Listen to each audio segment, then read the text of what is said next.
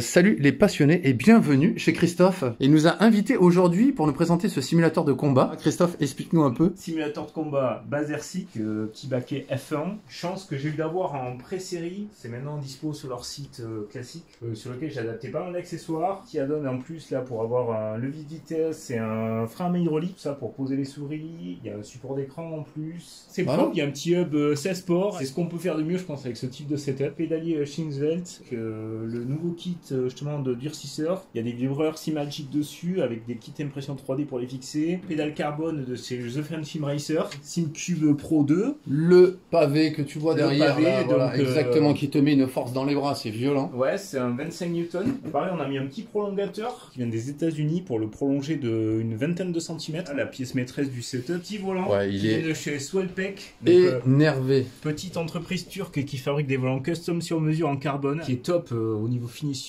base alu, finition carbone, l'interface elle est juste dingue. Non mais il est extrêmement beau, on voit les détails derrière, ils sont, oh là là, il est violent. Petit stream deck en fait pour piloter tous les périphériques qui sont dessus, des simulateurs de drapeaux de course, ici un petit système de ventilation custom aussi que j'ai acheté sur Facebook pour reproduire les sensations du vent sur les ventilateurs. Et ça pareil, petit dashboard, c'est The Friendship Racer, c'est quelqu'un que j'aime beaucoup, il fait des super belles pièces, tu vois, on a encore un petit carbone. Le siège qui est juste...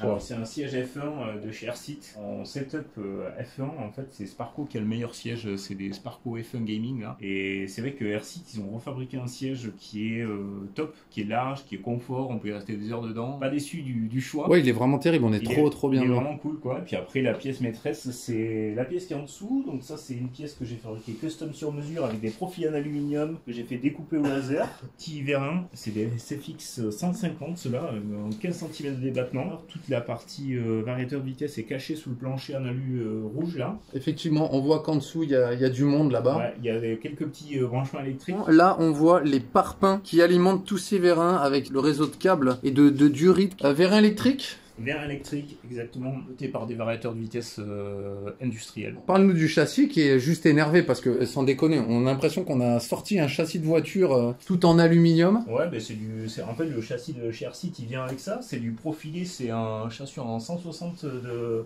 largeur, TRS Pro 160 de mémoire de chez Airseat, lequel en fait j'ai refabriqué la même base dessous pour venir accueillir les vérins. Voilà, c'est 2 fois le même châssis, les 2 châssis sont reliés avec ça, c'est des rails avec des systèmes à roulement à billes en fait qui viennent faire coulisser le châssis du dessus par rapport au châssis du bas. Tout ça en fait, il y a un vérin qui vient actionner le châssis du haut en transversal. D'accord, celui qui est caché là derrière. Qui est caché là derrière aussi, qui simule les sensations d'accélérateur frein. Tu l'as complètement fabriqué? Ouais, la partie du bas c'est custom, c'est du profil alu que j'ai acheté en Allemagne sur mesure, que j'ai repeint en noir, et j'ai tout fait sur mesure, et puis après j'ai acheté des éléments un peu partout sur le net quoi, pour le fabriquer. Un simulateur comme ça, à combien il reviendrait s'il fallait l'acheter déjà tout fait, Christophe? Parce que c'est... La boîte qui fabrique ça c'est JCL Sim Racing, c'est des simulateurs qui vendent en gros 50 000 € quoi. Prix de revient, parce que c'est ça qui nous intéresse vu que tu l'as fait absolument toi-même. Les prix de revient, si on prend que le châssis, donc le châssis du haut, le châssis du bas, les V1, c'est 4 300 €, hormis volant, moteur, écran, PC et pédalier. Tu rajoutes absolument tout en termes de matos, à combien tu en serais là? Bah il faut compter voilà 4003, le volant 2000, le pédalier 1000 balles, l'écran 1000 balles, 400 balles ça, 400 balles ça, plus un PC énervé quand même. Ah oui, par contre, alors attends, que je te montre la boîte. Si tu es fan de setup bien vénère, là on voit c'est une 4090 qui se cache. 4090 avec un i9. 4090, pardon les copains franchouilles.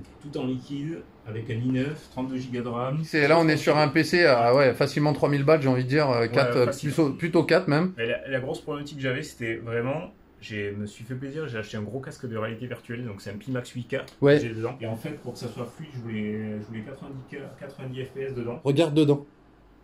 Je pense que tu as la vision d'un caméléon avec ça. Vision naturelle. C'est un truc de fou. Et c'est vrai que j'ai essayé beaucoup de casques. Il y avait vraiment un peu cet effet œillère, et du coup tu n'avais aucune sensation de vitesse dedans. Et avec ça, tu as une vision qui est juste dingue, et pour arriver à faire tourner ça en 90 FPS, il faut une machine de combat. Ouais, c'est clair, il te faut une machine de combat. Pour un simulateur qui en vaut 50 sur le marché, combien d'heures de travail tu estimes? Je dirais 3 mois quasi pour le moment. 3 mois de travail, recherche, tout ça. Le problème c'est que le simu en fait, on est obligé de le fabriquer custom par rapport à la base qu'on achète. Ouais. Donc du coup au début je me suis beaucoup questionné sur la base que j'ai acheté. Est-ce que j'ai acheté un setup F1, rallye, etc. C'est une fois que j'ai eu sélectionné à la base que j'ai commencé à faire le montage 3D en fait de la base qui est en dessous, en moins en étudiant les multiples solutions que j'avais sur la base du dessus, plus la config que j'avais en dessous, quoi. Je voulais quand même que ça ait une super belle finition. Donc j'ai cherché les petites pièces qui sont biseautées avec les belles vis, etc. Pour que... Ouais, et ça a été un gros travail, ça en fait, pour avoir la finition que j'ai dessus, c'est trouver les petites pièces. Ça a été ça vraiment le combat, quoi. Ouais, c'est extrêmement bien fini. Et ça, c'est des pièces qui viennent de chez Track Racer. Pareil, en fait, ça a été un travail de titan pour arriver à trouver les belles pièces comme ça biseautées, les beaux supports de vérin tout carrés, taillés en alu, peints en noir, etc. Ouais, mais c'est magnifique. Et en fait, c'est vraiment pour avoir la belle finition que ça a pris beaucoup de temps.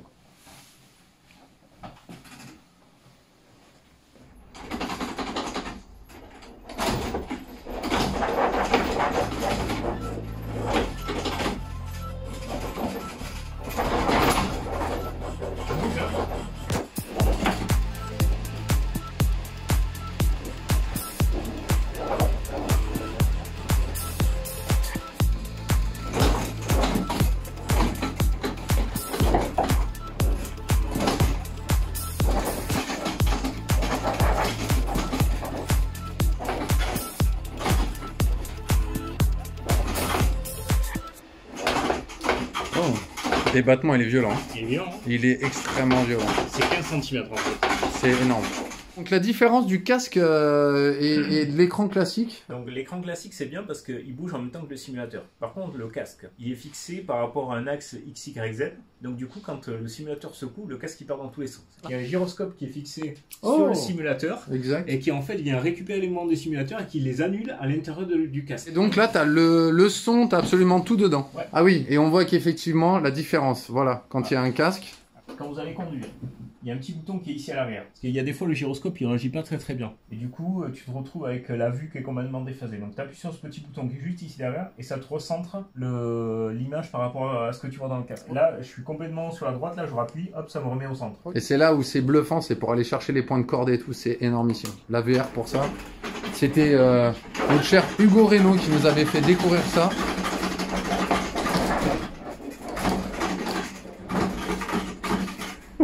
C'est énorme. C'est n'importe quoi. Alors voilà, là on va changer pour passer en mode volant rond. Essaye ça, voilà, tu vois. Voilà le poids que ça pèse. Wow.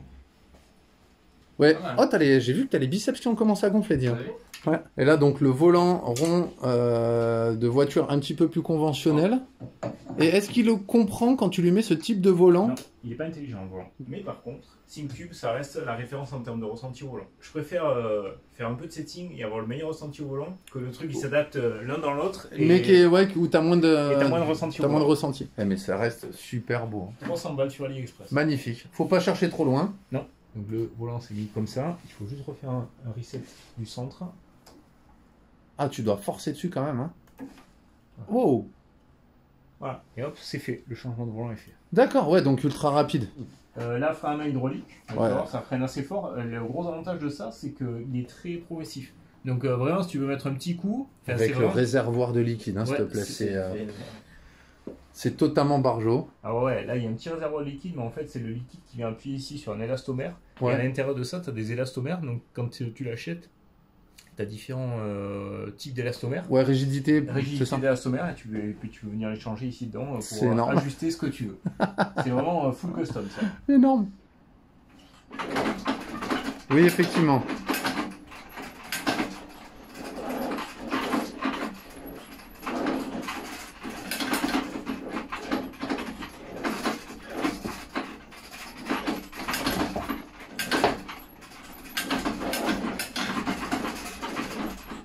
Pareil, au début, pour le configurer, donc là j'ai toute la technique qui m'explique à le monter, et en gros, si tu veux, j'ai chaque réglage dans le soft à quoi ça sert. Ah ouais, mais c'est...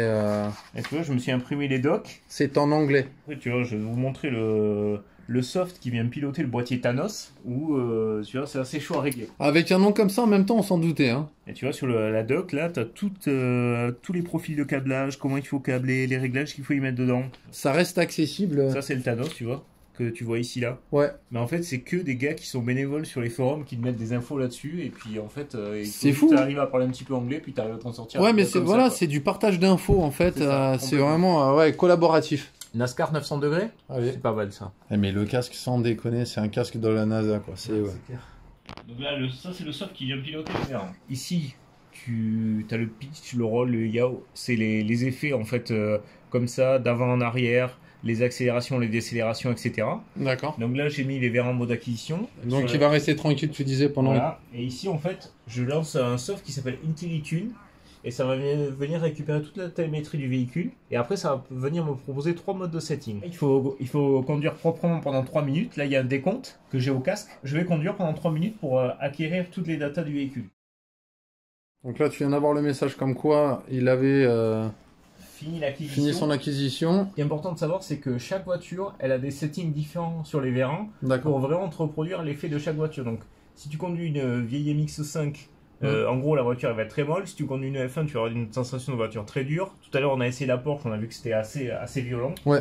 Et chaque paramètre de télémétrie que tu retrouves ici, elle est propre à chaque voiture, quoi. Donc là, il m'a proposé ça, donc un max et un max suggéré. Il m'a automatiquement enregistré 3 profils de conduite. D'accord, ouais. Medium, soft, medium, soft, agressif. Ouais. Donc là, ce que je vous propose, c'est que donc là, j'enregistre. Et là, il me dit, attention, les trucs que tu as enregistrés, c'est pour le véhicule Toyota GR86 qu'on avait sélectionné. Terrible, terrible. Et donc là, on va le mettre en soft pour essayer. Ici, tu peux tester, et pour comprendre bien à quoi ça sert, tu peux tester le pitch, le roll, etc. Tu bouges le curseur avec la souris, et ça va faire bouger le simulateur en fonction de l'effet que tu veux. Ah, carrément. Encore mieux, ici, tu as un schéma qui t'explique tous les effets, à quoi ça correspond. Mais là, en gros, il a capté, on est en mode soft. Ouais, et là, tu es en soft.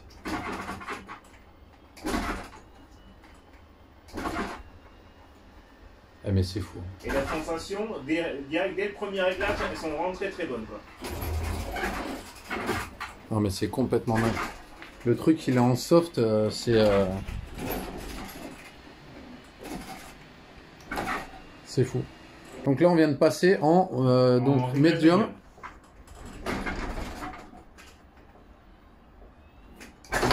C'est plus violent. Ah ouais c'est clair, non mais... Ah non, c'est pas plus violent, c'est complètement... Et là, les sensations sont un peu meilleures.